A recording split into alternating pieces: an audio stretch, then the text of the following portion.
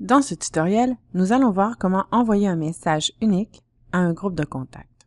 Donc, après avoir créé votre message et en avoir testé les hyperliens et l'affichage, vous êtes prêt à en faire l'envoi.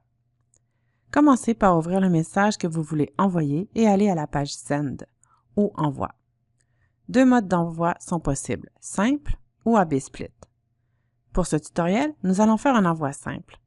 Quant au mode AB Split, il permet d'envoyer le même message, mais avec quelques modifications qui pourraient avoir une incidence sur sa réception et son ouverture.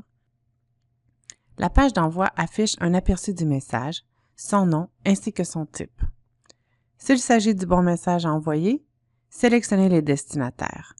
Deux options s'offrent à vous, envoyer à tous ou sélectionner un groupe. Si vous sélectionnez l'option Envoyer à un groupe, la liste de vos groupes s'affichera. Si votre liste de groupes est très longue, une option est offerte pour chercher le groupe.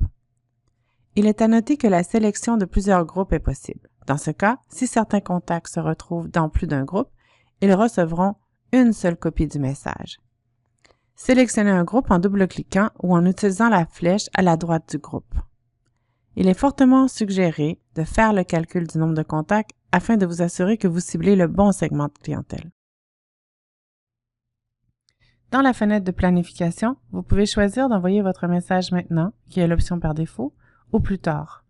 Vous serez alors en mesure de spécifier le moment prévu de votre envoi en cliquant sur les options de date et d'heure. Le fuseau horaire indiqué est celui correspondant à votre entreprise. Le fuseau horaire est modifiable à partir de la section « Configuration » de votre compte. Une option vous est offerte également afin de transmettre le courriel selon le fuseau horaire du client. De cette façon, si vous décidez de faire l'envoi, par exemple, à 9 h le matin, tous les contacts, peu importe leur fuseau horaire, recevront le message à 7 h. Vous pouvez consulter l'aide en ligne pour en savoir davantage sur l'activation de la géolocalisation. Lorsque vous préparez une campagne à l'avance, vous serez en mesure de spécifier si vous souhaitez l'envoyer aux contacts admissibles au moment de la création de la campagne ou aux contacts qui sont admissibles au moment de l'envoi. Si vous utilisez les contacts actuels, tous les contacts qui seront ajoutés d'ici la date prévue de votre envoi ne seront pas inclus dans votre campagne. Il y a d'autres options qui sont disponibles dans la fenêtre de planification. La première option contrôle le débit de livraison.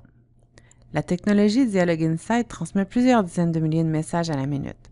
Si vous avez un site e-commerce par exemple, il se peut que vous préfériez limiter ce débit. Pour ce faire, sélectionnez l'option qui correspond le mieux à votre situation, soit de réduire le nombre de messages envoyés par heure, ou bien de définir le nombre d'heures sur lesquelles faire l'envoi. L'option suivante permet d'ajouter un préfixe à l'objet. Ceci vous permet par exemple d'ajouter une indication si vous faites l'envoi du message à vos employés afin de les aviser que cette campagne partira dans la journée. Elle peut aussi servir à faire un rappel sans créer un nouveau message.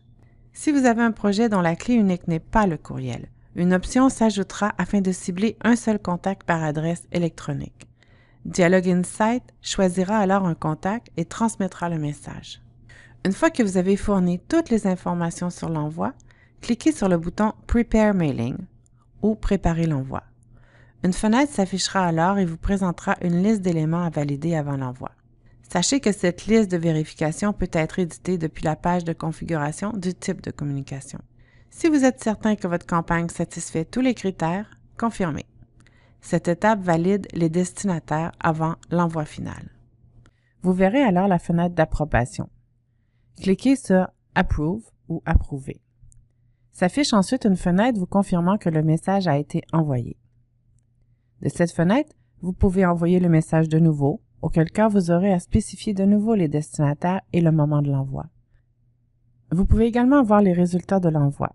Et si vous faites défiler la page jusqu'au bas, vous aurez un bouton « Exporter » qui vous permet d'enregistrer les résultats en format Excel. Advenant le cas où un envoi devrait être annulé, la page d'accueil de l'application liste tous les envois en cours et offre la possibilité d'annuler un message ou seulement ceux qui n'ont pas été préparés. De plus, vous êtes en mesure d'indiquer la raison de l'annulation.